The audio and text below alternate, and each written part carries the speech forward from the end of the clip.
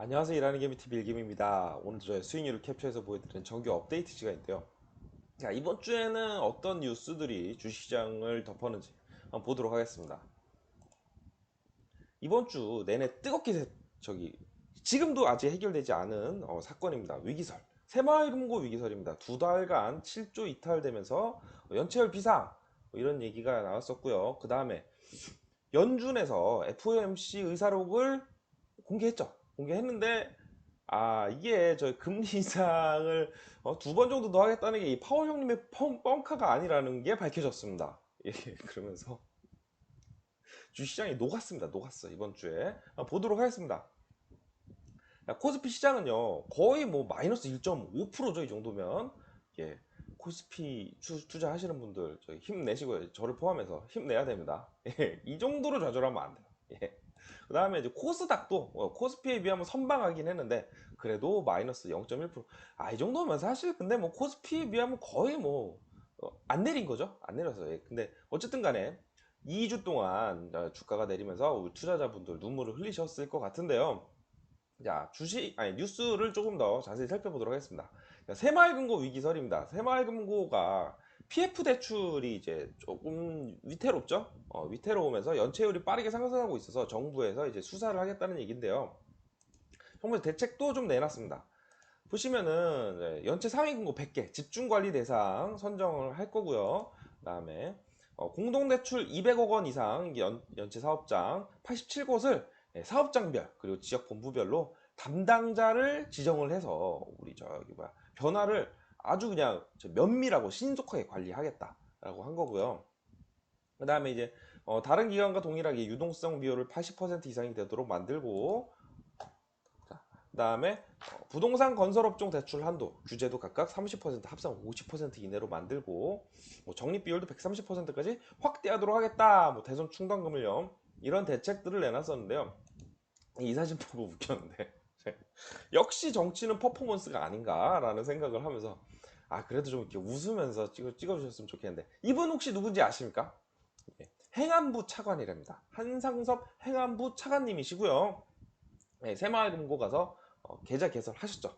자, 봐라. 안전하다. 나도 내 돈을 여기에 맡기고 있다. 라는 퍼포먼스를 예, 보여주면서 그래서 좀 웃었으면 좀 더 사진이 좀 더 예쁘게 나왔을 텐데 이건 뭐 이렇게 직원 째려보는 것도 아니고 그래서 고생하셨습니다. 예, 고생하셨어요. 어쨌든 행안부 차관님께서 와서 직접 계좌 개설하면서 안전하다 걱정하지 말아라 이런 저 제스처를 보여주셨죠. 네, 제가 봐도 그렇게 뭐 이렇게 뱅크런을 할 정도로 이렇게 위태위태한 상황은 아닌 것 같습니다. 물론 야 넌 저기 새마을금고에 너는 돈 있냐라고 말씀하시면 저는 죄송하지만 없습니다.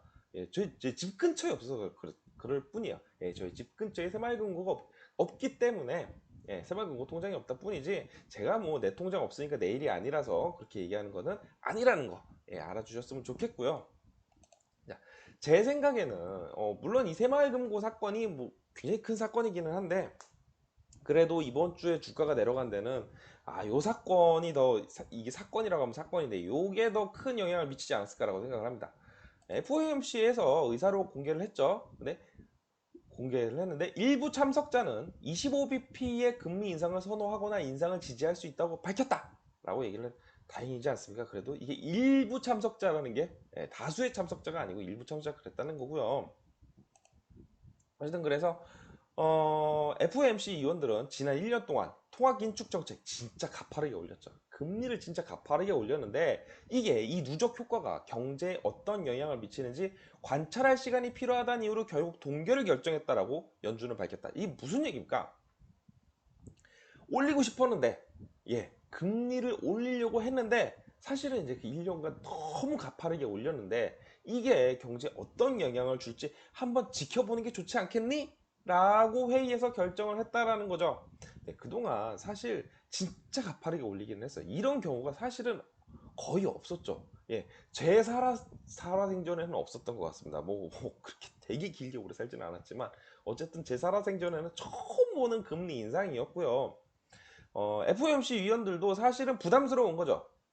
계속 뭐 경제 침체 얘기도 나오고, 그러니까 또 은행도 파산하는 일들이 생겼죠. 실제로 생겼기 때문에 FOMC 위원들도 굉장히 부담스러웠죠. 그래서 한번 우리 지켜보자 라는 얘기를 했다라는 겁니다. 안 올리겠다는 게 아니고, 여기서 동결하겠다는 게 아니고 한번 지켜보기로 우린 결정했고 올릴 생각을 하고 있어 라는 얘기를 했다라는 게 이번에 밝혀졌습니다. 사실 아까 서두에도 말씀드렸듯이 지난주까지만 해도 저는 이게 약간 파월 형님의 뻥카가 아니겠느냐 뭐 이런 생각을 좀 했었는데, 뻥카 아니었습니다. 뻥카가 아니었죠.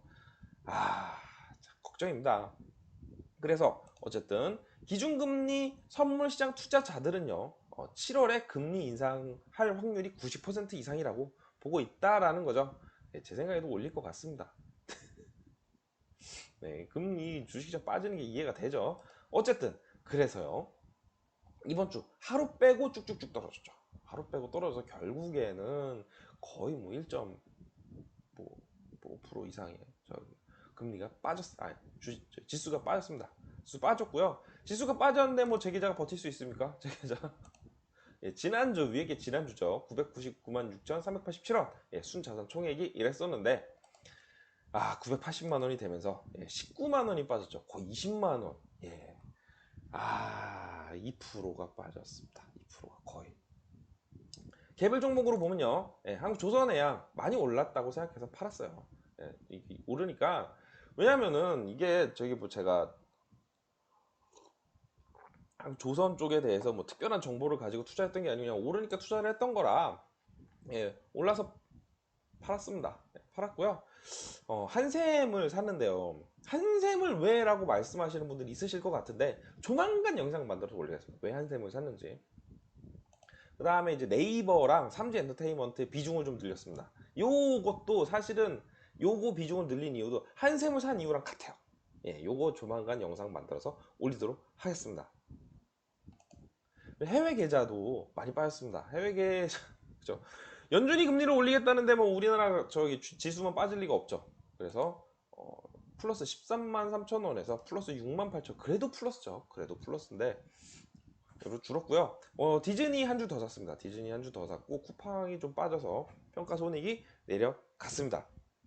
결국에는 이제 여러분 다음 주가 어떻게 될 거냐가 여러분의 관심사지 않습니까? 제 개인적인 생각으로는 다음 주도 뭐 이번 주만큼은 아니겠지만 지수가 빠지지 않을까라고 생각을 합니다. 하지만 언제까지나 FOMC가 금리를 끝없이 올릴 수는 없잖아요. 계속해서 올릴 수는 없을 겁니다. 길게 보면 이제 뭐 파워 형님이 말한 것처럼 길게 보면 앞으로 기껏해야 2번인데 그동안 올린 거 생각하면 다 왔죠.